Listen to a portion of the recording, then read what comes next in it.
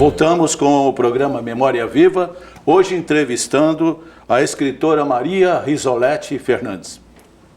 Bom, agora voltando ao final do segundo bloco, Risolete, a gente agora dá uma geral, que eu gostaria que você fizesse assim, uma síntese no final da participação do Rio Grande do Norte, ou seja, do movimento feminista potiguar, no movimento nacional, que acho que nessa época também estava efervescendo, né?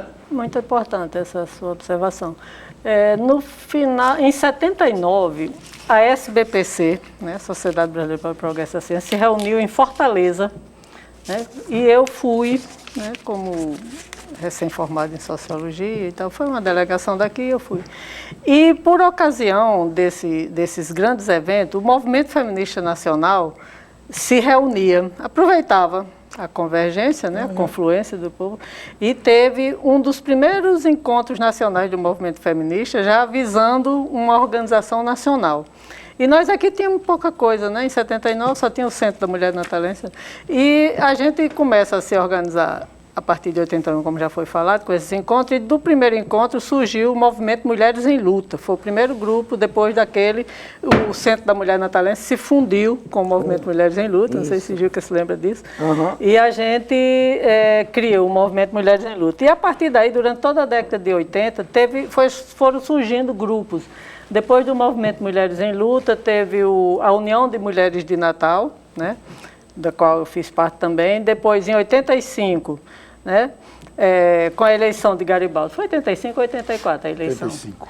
Em 85, né, o movimento feminista minimamente organizado propôs a Garibaldi, que foi candidato a prefeito, ele criar o Conselho Municipal do Direito da Mulher, que já estava surgindo desde 82, 83, já tinha surgido o Conselho Municipal, o Conselho Estadual de São Paulo e o de Minas. O Nacional foi criado em 85. E Garibaldi, né, querendo o nosso apoio, se elegeu e realmente criou o Conselho Municipal dos Direitos da Mulher, que foi instalado em 86. A presidente era a professora Elizabeth Nasser. E nós que tínhamos feito a campanha e tal, todas fomos para lá. Era Juraneide Silva, né, que desapareceu em 89, era Joana Dark Leite, enfim. E eu era da coordenação. E tinha um conselho de representantes do qual o Gilca fez parte. Então, depois de 86, a Elizabeth ficou lá, eu fiquei lá com ela até 88, e ela sai para ser candidata a vereadora, né? E aí entram outras presidentes, né? Não foi logo Lúcia Garcia, foi a Vani Policarpo, né?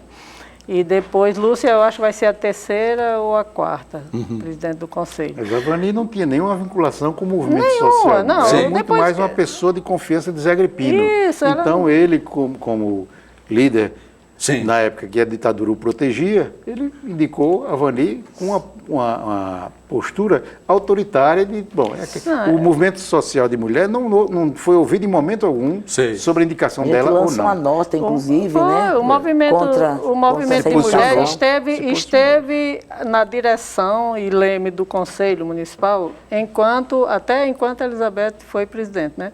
Depois aí foi caindo assim, virou cabide de emprego, aí a gente fazia e acontecia com 13 funcionários lá.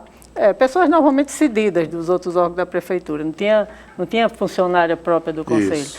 E nós fazíamos tudo chegando a ser considerado pelo Conselho Nacional como um dos mais ativos conselhos municipais do país, né? E isso depois se perde, né? Inclusive documentação. Quando você acha que isso desapareceu, sumiu? Não, logo em seguida, logo que a gente saiu, já começou a perda. Bom, e aí, para responder a sua questão, isso vai, né, em 89 é criado o Grupo Autônomo de Mulheres, quando Betinha não se elege, aí a gente cria esse grupo, mas é na década de 90, né? Porque em 95 aconteceu a última grande conferência da ONU, Conferência da Mulher convocada pela ONU, que foi na China, em Beijing, né? Olha só, na China. E aí... Vai um grupo. Foi um grupo grande daqui do Natal. E aí a gente já estava, respondendo objetivamente a sua pergunta, a gente já estava, foi criado, já existia a articulação de mulheres brasileiras, que tinha continuado, né, se desenvolvendo, Sim. e aqui foi criado o Fórum Estadual das Mulheres, Fórum de Mulheres do Rio Grande do Norte. E o Fórum, como Fórum de Mulheres do Rio Grande do Norte, foi uma delegação para a China que eu não estava inclusa. Pronto. Essa parte seria uma das características suas. Mas nós também queremos ver a sua vida literária, a sua parte, que eu acho que tanto os nossos convidados aqui, como Manu, como a professora Gilca, está querendo falar. E eu acho que a professora Gilca tem uma pergunta para você a respeito do livro que ela ia falando, que eu falei, deixa para o último bloco. Como agradeço imensamente Rizó ter me chamado, porque eu ontem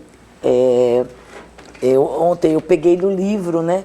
Eu acho que quase que eu li quase o livro inteiro ontem à noite.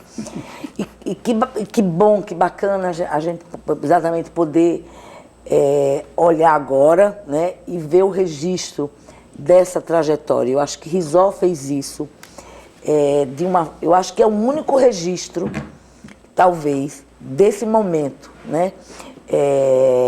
Um registro escrito, né? Para que a gente, sempre que puder, recorra a ele como uma memória de que a nossa geração, né? As mulheres natalenses, as mulheres potiguares, então, assim, penso que eu agradeço, porque me ver participando dessa história e ver como Rizó, eu parei, porque aí na década de 90, né, eu entrei na universidade, fui mãe, e observar essa trajetória de Rizó até, sei lá, até 2000, ela faz o registro até 2000, mas como ela tem uma inserção, como ela tem uma atividade muito importante, tanto no movimento de mulheres, como na atividade sindical e política, porque depois você assessorou, né, a época, a deputada Fátima, né, que teve uma atuação, Rizó fez uma atuação muito importante. Na gestão dela como na gestão, pegando a temática estadual. Pegando a temática das mulheres. Então, assim, eu acho que Rizó, esse registro aí, né, eu acho que ele é uma preciosidade, né, esse livro é uma preciosidade. Tem um outro livro, Obrigada, Rizolete, que é esse aqui que eu gostaria de você falar também, que pelo que nós citamos, né, que é Luas Nuas, que eu acho que é de um outro aspecto, né? Veja bem, Nicolau, aquela história que eu disse, eu sempre gostei muito de ler, e até antes mesmo de publicar esse livro, porque eu sou retardatária em publicação, ele é de 2004, né? É de 2004, mas antes disso, sempre que eu podia, ainda nas correrias, eu participei de uma experiência aqui na universidade, que se chamou Laboratório de Criatividade, que era escrita sobre quem gostava de escrever, se exercitar fazendo poesia, não sei o quê, e o resultado desse, que tem a participação de Tiziano Duarte, de Tarcísio Gugel, né? E a antologiazinha levou, aí tem vários, Diva Cunha está aí, e tinha os palestrantes, Luiz Carlos Guimarães, Zila Mamed, né? Então, todo esse povo estava aí. E saiu, ao final da experiência, saiu essa pequena antologia, que é prefaciada por Câmara Cascudo, viu? Então, eu já participava, tem 5 poemas meus aí. Mas, em 2004, eu publico esse livro, que era um compromisso meu com o movimento feminista, né? Aqui, porque a gente sentia, durante toda essa participação nossa, de Gilca, de Cátia... Luiz da Câmara Cascudo, né? Importante. E aí, a esse gente aqui foi tinha... Depois desse, qual foi? Foi o Lu? Não. Tem vários aí. Tecelãs. Não, aí deixa eu só contar por que daquele livro. Porque, na verdade, meu barato é poesia. né? Eu fiz esse livro aí porque era um compromisso com o movimento feminista, que Sim, sentia sim. falta de alguma coisa, né? Já tinha alguma produção teórica na universidade e tal, livros teóricos, mas a prática do movimento não existia nada. E eu assumi esse compromisso de fazer esse livro aí. Depois dele, que foi publicado em 2004, aí eu publiquei realmente o que eu queria fazer, que era o Luas Nuas. Luas Nuas. Em seguida, isso aqui foi de 2006. Em 2010, publiquei o Canções de Abril. Canções de Abril, é poesia também. E depois? E depois desse aí foi o Cotidianos, que são crônicas. Eu saltei fora do... Aqui vale ressaltar, né, eu acho Mostrar aqui para... Deixou a poesia aqui ver para a vale, prova. ó, aqui tem uma das crônicas, mas que eu acho que vale a pena qualquer pessoa dar uma olhada, que é uma que fala de... Como é, Rizó? Tem Simone de Beauvoir na eleição de Dilma Rousseff. Isso, né? Então, é muito lindo, acho que vale a pena, né? Inclusive o depoimento que ela dá, Sim. né? Bom. Da importância que teve, né, a eleição da primeira presidente do Brasil, né? E de Dona Militânia. Lindo, inclusive o depoimento que Rizó dá, né? Porque ela vai escrevendo, né? Acho que essa coisa de quem tem um olhar sensível, né? Que numa situação do cotidiano você olha, você faz poesia e literatura, né? Porque a Dona Militana, não sei se vocês sabem, ela não chegava assim e dizia, vai cantar a Dona a cancioneira e tal, e ela não chegava e ela tinha uma timidez, ela se recusava a cantar. Engraçado. Lindo seu E o depoimento. evento que eu conto nessa história foi de um evento que eu participei, que o pessoal dizia, com a Chuma Chumaré, que Chuma era presidente da AMB, estava aqui lançando um livro sobre mulheres negras, no qual Dona Militana é um verbete, sabe? Mulheres Negras do Brasil, no qual ela estava. Foi no Natal Shopping. E ela, na hora de vai cantar agora, vamos ser brindados com a voz da Militana, e quem disse que ela cantava? Ela não... Empancou, ela empancou. Ela empancou, pronto, empacou. Palavra aí eu saí da mesa, eu estava na mesa com Chuma e a Nalba, não sei o quê. Aí eu saí da mesa e fui lá, aí abracei ela sentadinha lá com cheiro de cachimbo danado, que ela fumava, né? Fumava cachimbo. E aí eu disse, olha, se não quiser cantar, não tem problema. Ela disse, Eu disse, Aí ela soltou a voz. Sabe como é a pessoa quando se sente premida? Bom, então em 2012. Em 2013 eu voltei à poesia, né? E aí, como eu tinha mudado também de editora, um editor dos meus, um dos sócios dessa editora, Sarau das Letras, que tinha feito doutorado em Salamanca, ele manda o livro para tradução lá. E um dos professores da Universidade de Salamanca, que é Alfredo Pérez de Alencar, ele disse, eu traduzo e a convido para vir para o encontro de poetas ibero-americanos que tem aí em Salamanca todo ano. Isso foi em 2013. E aqui tem o nome dele, né? Aí quando eles traduzem, eles fazem questão de fazer o prefácio, entendeu? O prefácio foi dele. E aí esse livro foi lançado primeiro em Salamanca, né? Manu sabe disso, que ele tem ido a todos os lançamentos, e depois foi que eu lancei aqui. Aí pronto, ficou aberto esse espaço, quando foi agora que eu resolvi fazer... tem mais, esse é o último. O Tecelães, que é poesia também, né?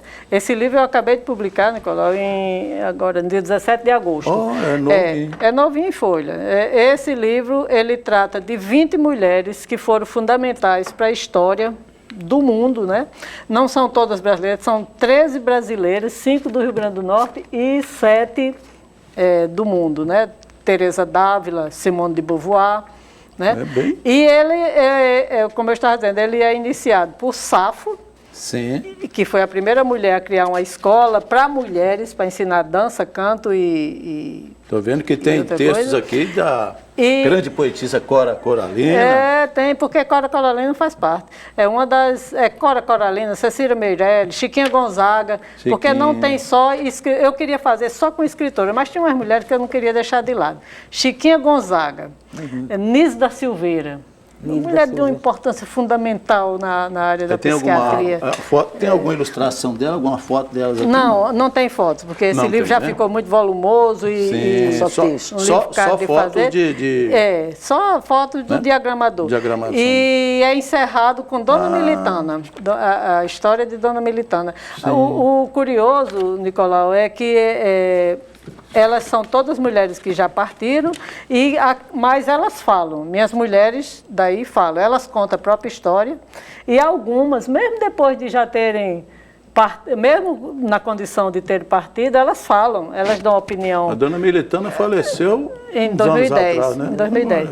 Mas então, essas mulheres falam sobre o que aconteceu com a obra dela. Por exemplo, Frida Kahlo ela ironiza, né? Como é que ela diz, hoje em dia tudo que eu faço vende, né? Porque Frida Kahlo hoje em dia você chega em qualquer comercializa fácil, né? Em qualquer desses vendedores do meio de rua tem frisinhos, Simone de Beauvoir não podia deixar. Tem Maria Sílvia, que é uma poetisa do Rio Grande do Norte que pouca gente conhece. Quem? Maria Sílvia, de Mossoró, uma sonetista de grande qualidade.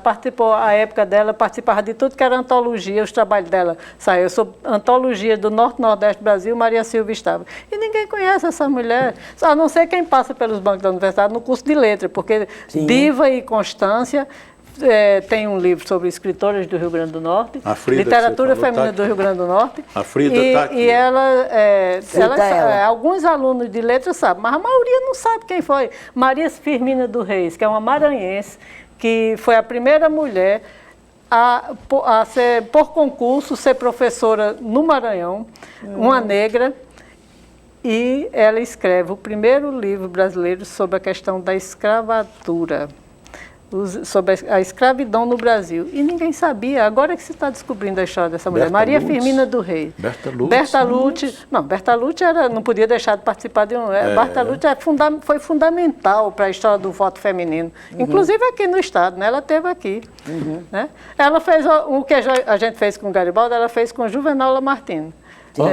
Ele era senador pelo Estado e o trabalho dessas feministas dessa época aí, da década de 20, do século passado, não era no meio da rua, não, era no parlamento, né, fazendo a curriola lá. Madalena Antunes, essa aqui, Madalena Antunes, a primeira memorialista do Estado. Do Estado, isso aqui é importante. Madalena Antunes. E então Bertalucci o grupo feminista lá conversa com ele e ele diz que se eleger, ele cria sim o voto para a mulher. Tanto é que o Rio Grande do Norte é pioneiro no voto feminino, porque foi essa ação de Bertalucci que veio aqui ao Estado durante a campanha dele, distribuiu, eu achei o maior barato, distribuiu panfletos de cima de um helicóptero, panfletando a cidade, pedindo voto para ele. E ele se elege, né?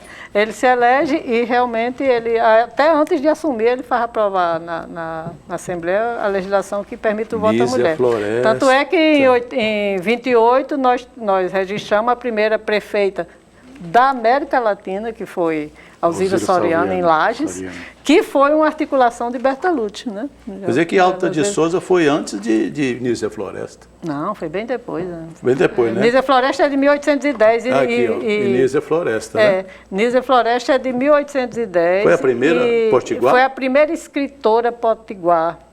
E é hoje considerada a primeira feminista brasileira, né? Porque ela em 1810, nasceu em 1810, e pouco tempo depois já estava se batendo pela educação feminina como um instrumento para a mulher sair da opressão em que vivia.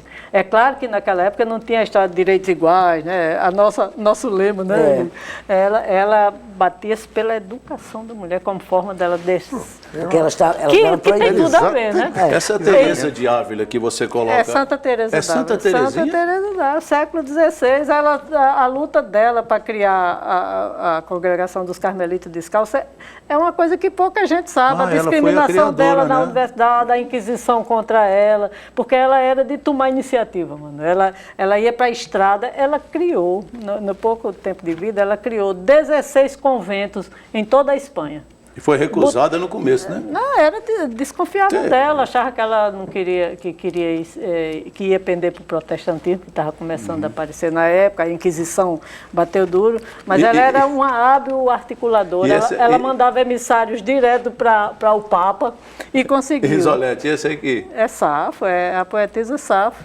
Ah, ela é Safo, é o nome? É Safo, é a poetisa grega que criou a primeira escola para mulheres no mundo, de que se tem notícia no mundo, na história. Né?